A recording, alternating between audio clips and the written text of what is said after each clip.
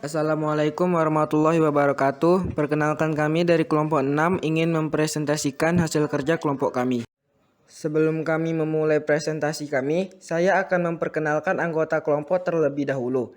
Yang pertama ada Aditya Pratama sebagai ketua. Berikutnya ada Alvintan, Dwi Waluyo Mukti, Praditya Agustiawan, Putri Ridawi, Julia Rizal, dan yang terakhir yaitu Zakwan Fauzan.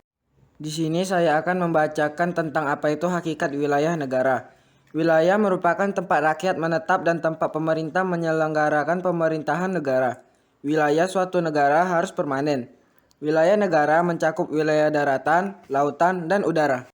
A. Wilayah daratan. Wilayah daratan adalah wilayah permukaan bumi dengan batas-batas tertentu dan di dalam tanah permukaan bumi.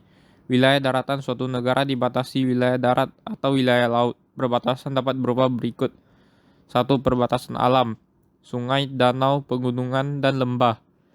2. Perbatasan buatan. Pagar, tembok, dan pagar kawat berduri. 3. Perbatasan perjanjian, konvensi, dan traktat.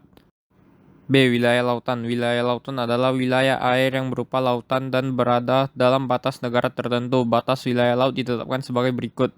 1. Laut teritorial adalah batas laut yang ditentukan sepanjang 12 mil diukur dari garis yang ditarik dari garis dasar ketika air surut ke arah laut bebas.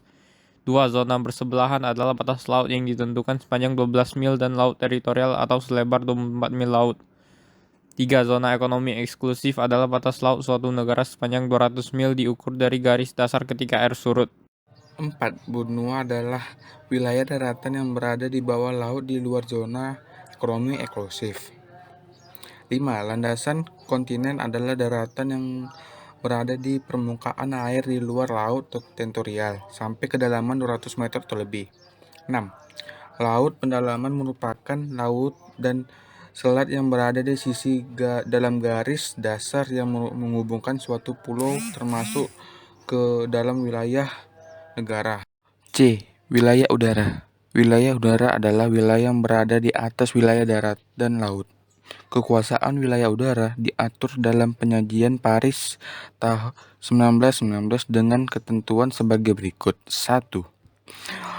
Negara yang merdeka dan berdaulat berhak untuk mengadakan eksplorasi dan eksploitasi dalam wilayah udaranya.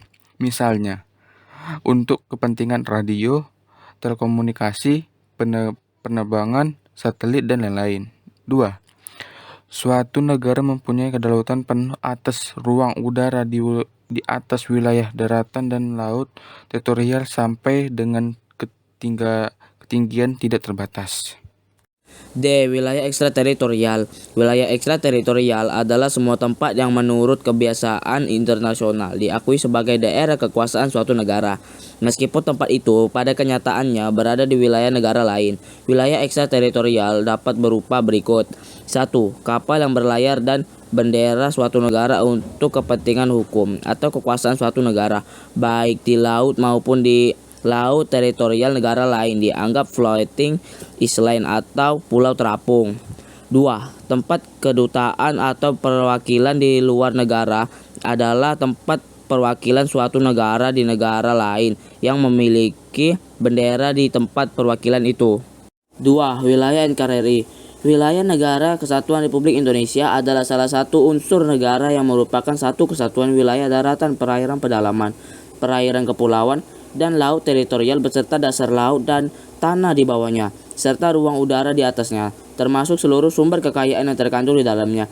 Wilayah negara Indonesia diatur dalam UUD Negara Republik Indonesia tahun 1945 dilakukan 43 tahun 2008 tentang wilayah negara.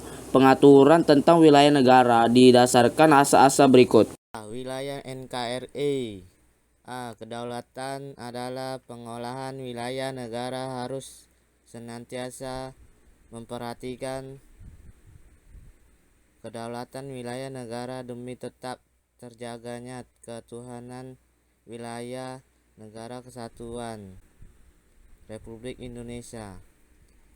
B. Kebangsaan adalah pengolahan wilayah negara harus mencerminkan sifat dan watak bangsa Indonesia yang pluralistik, atau kebinekaan dengan tetap penjaga prinsip negara kesatuan Republik Indonesia. C. Kenusantaraan adalah pengelolaan wilayah negara harus senantiasa memperhatikan kepentingan seluruh wilayah negara Indonesia. D. Keadilan adalah pengelolaan wilayah negara harus mencerminkan keadilan secara proporsional bagi setiap warga negara tanpa kecuali. E. Keamanan adalah suatu kondisi dinamis masyarakat sebagai salah satu prasyarat terselenggaraannya proses pembangunan nasional dalam rangka tercapai tujuan nasional.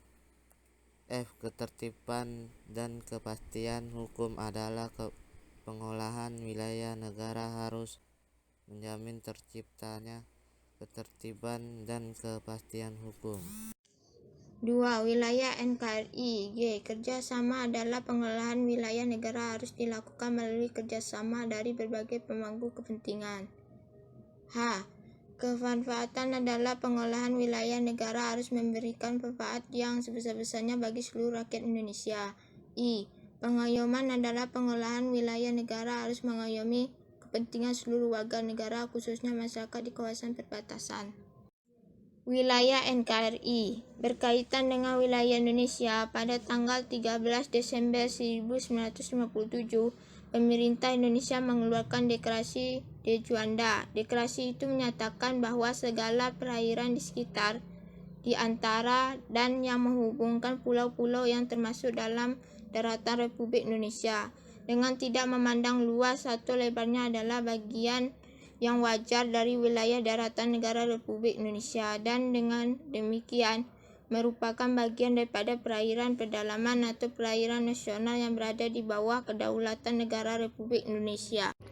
Yang ketiga adalah batas wilayah NKRI. Batas wilayah negara adalah garis batas yang merupakan pemisah kedaulatan suatu negara yang didasarkan atas hukum internasional. Maksud adanya penentuan batas wilayah negara yaitu agar setiap negara mengetahui kejelasan batas wilayah kedaulatannya. Batas wilayah negara Indonesia dapat dibagi menjadi 4 bagian, yaitu wilayah Indonesia Timur, wilayah Indonesia Barat, wilayah Indonesia Utara, dan wilayah Indonesia Selatan. Berikut batas-batas wilayah Indonesia di sebelah utara, barat, timur, dan selatan. Batas wilayah NKRI dapat dibagi menjadi 4. Yang pertama utara, Pulau Kalimantan, berbatasan dengan laut 5 negara yaitu Malaysia, Singapura, Thailand, Vietnam, dan Filipina. Yang kedua ada barat, berbatasan dengan Samudra Hindia dan perairan negara India. Yang ketiga ada timur, berbatasan dengan Papua Nugini dan perairan Samudra Pasifik. Yang keempat ada selatan, berbatasan perairan dan daratan. Wilayah darat yang dimaksud adalah Timor Leste, sedangkan perairannya adalah perairan Australia dan Samudra Hindia. Yang keempat ada wilayah Indonesia yang menjadi rebutan negara lain. Berikut beberapa pulau yang sudah ada terancam terlepas dari Indonesia. Yang pertama ada Blok Ambalat, status terancam terlepas. Yang kedua Timor Leste, status terlepas. Yang ketiga Pulau Likitan, status terlepas. Yang keempat Pulau Sipadan, status terlepas. Yang kelima perairan Samos, status terancam terlepas. Yang keenam Kepulauan Natuna, status terancam terlepas.